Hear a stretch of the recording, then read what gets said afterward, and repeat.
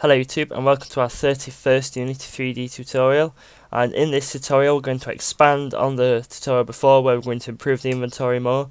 And in the last tutorial we basically made, if I start it, when you press the I key when you start your game you get an inventory. It's got a close button, you can turn it on or off. You've got a scroll bar and loads of grid buttons where our items are going to be stored. So that's it for now. Last time I also forgot to show you the loading screen, because in the loading screen tutorial I said I'm going to introduce a new one every week. Well, every tutorial, and so I'm going to show two today, and we're also going to expand, if we've got enough time, on the loading screen script to make it automatically load each loading bit instead of having to drag and drop every single one of them, because then that should save us a lot of time. So before we start this, I'm just going to show what the Minecraft inventory looked like, because I never did check it last time. So we start it, and that's what it looks like. That looks terrible. But if we were to hide, say, the grids and then the scroll bar, it might look better. But yeah, that's what you can make it look like, which is a bit crap at the moment. But yeah, so straight away open up your inventory GUI. In this tutorial we are going to make it so you can drag the window about, and we'll add a label in there. So to start, what we're going to do is just make our label, because that's the simplest thing. So here we've got all our positions and sizes, so we're going to duplicate that and type in name, because this is where the name of the window will be, so we'll just call it that. And for the position I'll just put something like 30 by 30, because the label size is different compared to when I did it, because I had a font, so we'll do a font next time.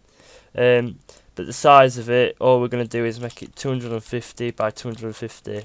With labels, the size, have I done that right? 30, I've done it wrong. There we go. With labels, the size does not mean the size of the text. The size means the size of the words. So if you were to put the x-axis really small and the y-axis really long, the letters would go across till they reach the end, then they go down, so you could have water running straight down, the word water, if you liked. But yeah, so we've done them two, and now what we need to do is we go to where we store all our stuff. So we'll do it in our group here, and we'll just do it above the close button, because we don't really need it anywhere else. And a label is the exact same as a button or something, but you don't have to put an if statement on it, so it's simple. Just going to make a new note called name and push this across. In here what we'll do is write GUI.label, so that's creating a new label, and it'll be a rect again, I don't know what that means still. And then the size and position of it again, so we need to start position first, set that backwards, .x, position.y, and now we need the size .x and size.y. So that's that one, which is simply done. And now with a label you can either put a texture or a string there, and instead of doing textures like we always have, we're going to do a string.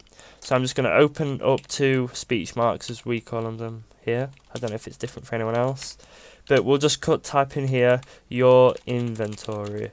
That's what the text is going to say, and that's it for a label. You can't adjust the font size of it without assigning it a proper skin, which we'll look into later. But if we press I, there we go, you can see your inventory. Now if anyone was confused last time where I says you can edit it here, then you'll save it. So what we're going to do is just go to our name position, because as you see it's not in the right place. So we're going to move the y-axis up, we'll put it about there, so we'll say 14, and then we'll put that about there, so we'll say that's 13. So we'll call it just both 13. Yep, so they're both 13, but as soon as we click play it disappears.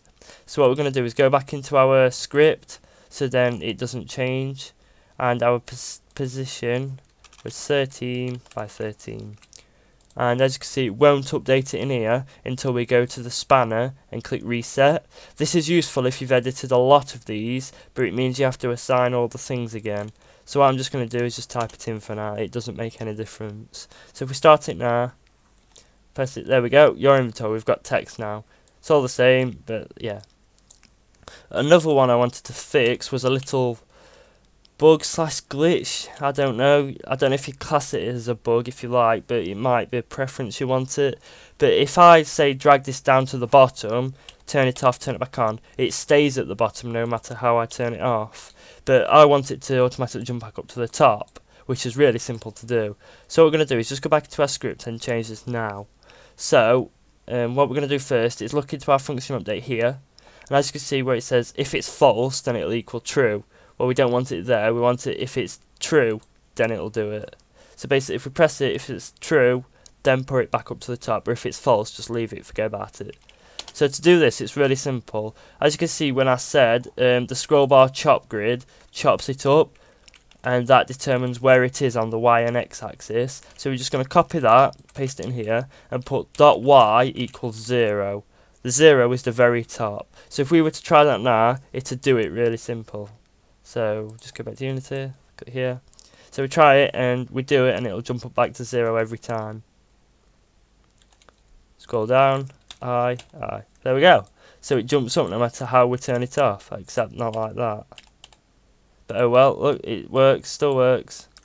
So we might have found another glitch in there what we have to fix soon, but that'll do for now. So what we're going to do now is make it so we can actually drag the window about, because that's the thing we all want the most. Like any RPG game, you can pretty much drag the windows about. The one I'm referencing is Runes of Magic. You can like put your backpack, your player, the shop, you can put them all up on one and just drag it around how you want, which is really nice. So what I'm going to do is, to actually do this one, you have to rearrange all the code. So like everything in the on GUI here has to come out and go into a new function, and then one line goes in here to do it. But it's simple copy and paste, so we don't have to write out lines of code. So what we're going to do at the bottom of this GUI position size, we're going to type in var drag window size. So instead of putting size, we're going to put position. So yeah, because we're going to put the size, because the actual size of the window is going to be the exact same size as our original one. So we don't want it bigger or smaller, so we're just going to make it the same. And then this will be, instead of putting vector 2, we can't do it with a drag window. What you have to do is create a pre-rect for it, so a rect in the variable, then assign it to it, because it's got many different floats inside. So we're going to assign it in here, which is the exact same as typing the code. So all we do is type in rect, so it's a new rectangle, and it equals rect, and then we want our position xy, size xy. That's it. So these positions are going to stay at 0 0 because our box defaultly stays there, but the size of it will be our window size.x and our window size.y. That's it. So that's the variable what we need. Yep, the spaces don't matter there, it just makes it look neater and it looks better. Yeah. So at the top of this function update here, what I'm going to do is copy from the bottom of this inventory if here, copy it, and then get rid of everything inside it. Make sure you copied it, else you have to write all this again unless you go back. So I'm going to get rid of that, and in here I'm going to type drag window position, which is the variable we just made, equals itself again, so like we do it. And then now we're going to type in GUI.window, so we're creating the draggable window. And then the first one we put in is the ID of the window. So say you've got like backpack, which we're using in our inventory, weapons, player stats, spells, shop, all these windows, if you drag one and don't put an ID on, it'll drag them all. But if you want all these to be the same, you'll set them all as the same ID. So the ID is simply a number. I'm just going to put 0, so it's ID 0, so it'll drag ID 0 when you click it. Simple. And the position and the thingy we need is this drag window here, so don't copy it else we'll lose everything. Window position there. And then what we need to do now is create a new function, so we'll just do it bottom here, function, and then we're just going to call this do my window. So this, don't know why you call it do my window, that's what it just says on the forums, but I think that's an actual what you call it, function embedded in Unity, but it might not be. So but on this instead, usually we just bracket it off, do it and type our code in, but not this time. What we need to do in here is type window ID which makes it jump all the way back up here to our ID of the window here, and then this will equal to an int. So I guess if you wanted to make it so like the ID would be called inventory, you could make that say string, but I'm just going to keep it as normal for now. So we've done that. We're going to put do my window here, so it'll reference that function, so it wants to drag everything in that function about, because that's where we're going to put all our stuff. So now that we've done that bit, we're going to paste all our stuff in here, like so. So as you can see, make it all neat. So if that's true, it needs to drag it, and that's all that one. So back up to here, so it says do my window, which is correct because we want it to be on the on GUI. And then you can either put a text or a string on it. We don't really want, one thing is we've got our group, so we're just going to make it a blank string because you can't actually put nothing there, you need to have something there. So in that case just put a blank string, because if you put a text and don't assign it, you'll get an error. Blank string, you don't get no errors. You can even put a space in there if you like, but yeah. So in this do my window, you try it now and it won't work. We need to still tell it that this is the window. We need to actually create the window. This is telling it to get that window and drag it, but we haven't created a window yet. So what we're going to do is at the bottom of here, so outside the scroll view but above the end group, so we can still drag it about with the group, we're going to type GUI.drag window and move that down. And we're just going to note it saying draggable window. So now I've done that, drag window, that's wrong, like that. And then this will be a new rect, as we always do, and this will equal to our window position.x. So this position of it will be our Windows position, so it'll constantly follow it, which is what we want. And then we want window position.y. And now you need to put, I believe these two are the sizes again, but after this you don't need to put anything else. So the default, what they put on the site for any size is 10,000, and I think that's the max distance you can drag it about, but just put 10,000, it works for me and I've tried many sizes. And then 40, I can't actually remember what the 40 is for at the moment. I don't think it's that important. No, it's not. Oh well, we've done that, so that's it. Now we can actually effectively drag our window about, which is what we want. So if we see no errors, thank God. Woohoo! Yeah. But now that we've dragged our window about, we can unlock a new error. So as you can see, we click at the top somewhere. Oh, I remember what that 40 is for now. That 40 there is here.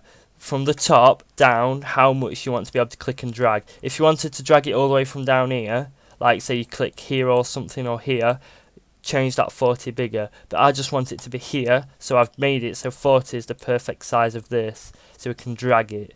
But I've uncovered a problem with this, when I was testing it myself, is if we drag it and then turn it off and on again, drag it here, it stays in the same position. And now you can't actually see that as a problem, but if I were to drag this off screen, the player can't get his inventory back. You can't click it because it'll drag it from console. So that's a big bug for the game, because then they have to restart the whole game, which is not what we want. But I came up with a quick fix, super quick, super easy. So what we're going to do is basically under here, type in window drag fix. Yep, simple. And if input.get key down, so if we press this key down and then we want left shift, which is the shift next underneath your caps lock, then in here we're going to type something, another input. So we're going to put if input.get key down I. So we're going to, if he presses shift and then his inventory, then we're going to make our drag window position, this one, .x equals 10, and then duplicate this and make it .y. So basically if we press the shift then I and they keep them both down, it'll reset it back to 10. So that would fix the bug completely. So let's try it. So press I, as you can see we can drag it back, which is all good. Press I, it stays there. But if we press shift and I, Shift and I again. There you go. So you got to press Shift down, press I, and it does reset it. So if we drag it out, press I so it's off. You can see it's gone. Hold Shift and press I, then press it again. You've got to press them at both same time, but yeah, there you go. So that resets it. So if we drag it off, oh no, our inventory's gone. Press. There we go. So it comes back up. So that one's super done, and that's it. We've made it a draggable window. In the next tutorial, we'll basically add a skin to it, so we can add our own fonts, our own button textures. Because if you look at the textures, what we have at the minute for the buttons, they've all got this grey outline, and the inventory is one colour, the scroll bar's one colour, you can't change it. But this skin will allow you to change every single detail of it, so it's really, really good. But it takes a lot of time to work. So what I'm going to do is only do a few, show you how to use it, do a few of them, and that'll be good. So 15 minutes, we've get to be able to do that doesn't make no sense. We're going to do the loading screens. So I got this, imagine this is last tutorial. Shao Kahn is a new loading screen, stuck him on, and here is the new loading screen. They're all based on the same theme because then it doesn't look weird. Shang Tsung will hire Shao Kahn. That doesn't make no sense. Will hire the strongest warrior in all the. That should be who? Shang Tsung was. That doesn't make no sense at all. Shao Kahn was the strongest warrior in all the realms until he was defeated by Liu Kang in Mortal Kombat, following the Mortal Kombat theme. Now the rules have changed, will he make a comeback? So that gives our game a bit of story, shows it round, will he, won't he, it'll be good. So all I did was got that picture, scaled it and stuck it on. The next one I got will be a favourite for a lot of people, the Joker. So I stuck him in and made his own because I'm going to sit the Joker in. When the DC and Combat universes merged, Shao Kahn and Darkseid were forged into one. So basically, if anyone's ever played Mortal Kombat vs DC Universe, terrible game, but not the best Mortal Kombat game. It was okay, not brilliant though, but yeah. Basically, the story was the DC Universe and Mortal Kombat universes merged. People's powers got drained, so like Superman couldn't just beat everyone because that'd probably happen anyway. But yeah, but the two evil bosses, Shao Kahn and Darkseid, merged, and I won't ruin the story, but at the end, them two get separated, and then they both get switched to opposite universes. So instead of Shao Kahn going back to the Mortal Kombat universe, he gets stuck in the DC universe, and same for Darkseid, who's in there. So basic carrying on. Then when defeated by Raiden and Superman, crap, gave it away, sorry, spoilers, I'll put a big annotation. They were left in opposite realms. Here the Joker teamed up with Shao Kahn to refuse the realms. So Joker and Shao Kahn are trying to put the realms back together. So yeah, I'll put them in the description once I've corrected the grammar, what's wrong with them. But yeah, so I've stuck them in here. As you can see, if I go back to loading screens, we have 5 loading screens, which is good. But we're going to go back to our loading screen and open up the script, because as it says, we're going to change it. Usually we'd have to just keep duplicating this, adding more, and we'd have millions of variables if we had loads of, depending on how many screens we have, which is not good. So what we're going to do is completely just under the textures, note them all out for now in case this doesn't work. But this will work, you know me. So in here we're going to type var loading screens equals, and now what we're going to do is basically make an array for all the textures, but usually you just go texture 2D bracket, but we're not going to do that. We're actually going to put new texture, and then this will equal whatever. But in this one we don't put nothing like usual, we put the maximum, because this one you don't change the size of. So for the maximum so far we have 5, so we'll just keep it as 5. And the texture is normal. We can set texture 2D if you like. I'm just going to keep it as a texture. But now what we need to do is create a new function start. So in here we've already got it, which is all good. So at the top of this, what we're going to do, because we want this to load first, else we'll have problems. So what we're going to do is type in var import screens, because what we're basically going to do is tell it to go to a folder and import it. And this will equal to an object, so it imports all the files as an object, which you have to do, then you convert it, so it's all good, into an array. So like what we've done for that, and we're basically going to tell it to be that array, so it'll be easy. And this will equal to resources. So this is our resources folder because that's where you have to put it. We have to create that in a minute, and it'll load all from. Then we put the path name of it with a speech mark. So we want it to go to in our what you call it, resources folder, loading screens. So it'll go into a folder in our resource folder called loading screens, and then we want it to convert it to a texture 2D. Simple as that. But now what we're going to do is something new, what I haven't said yet. It's called a for loop. Now you all know how an update calls it every second or so, which is really simple. But a for loop, what it will basically do is do it until the demands are met inside it. So we're going to type in for, and then we're going to put bracket. So now what we need to do for this type of for loop, because there are many different ones, we create a new variable, then we set the length of the variable, and then we make it go to it.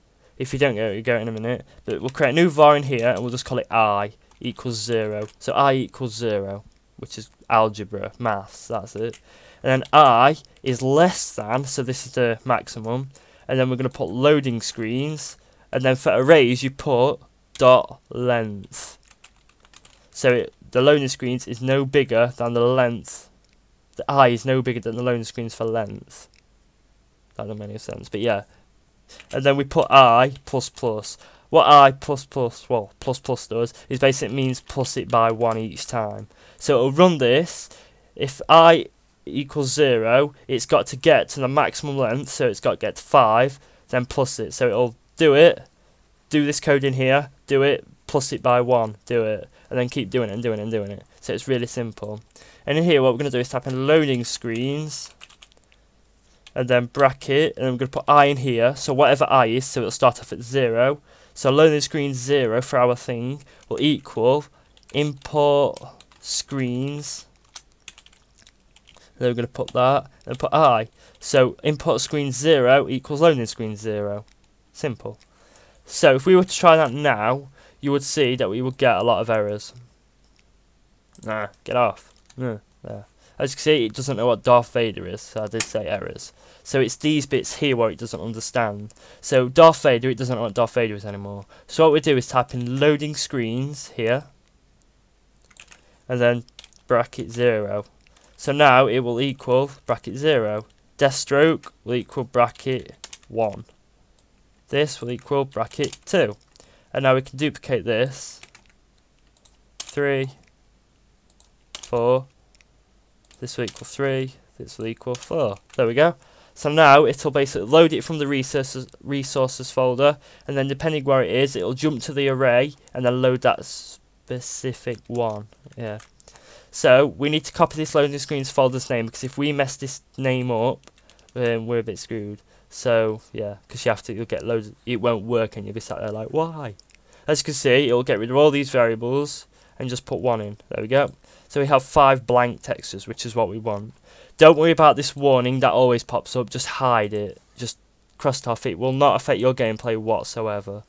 So what we can do is scroll up to the top, and we need to create a new folder. So we'll just create it in textures, then move it, and we'll call it resources.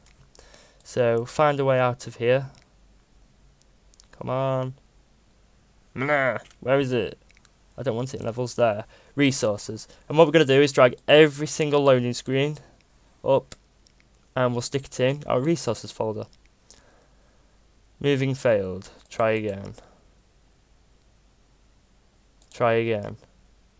Okay, so it doesn't want to do it.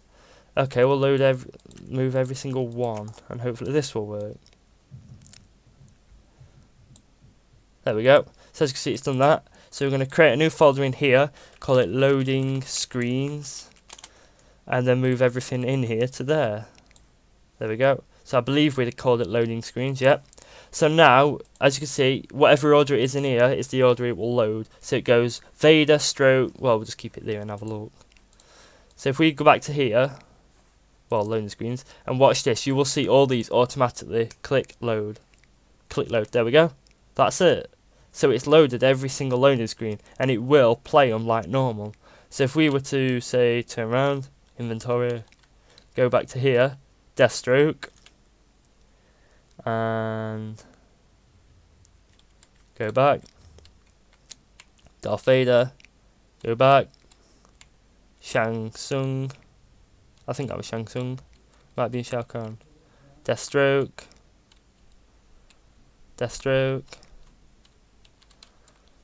come on.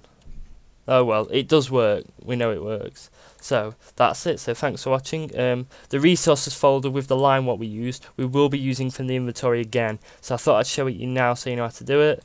The pictures will be in the description. Thanks for watching, and like, comment and subscribe. See you later.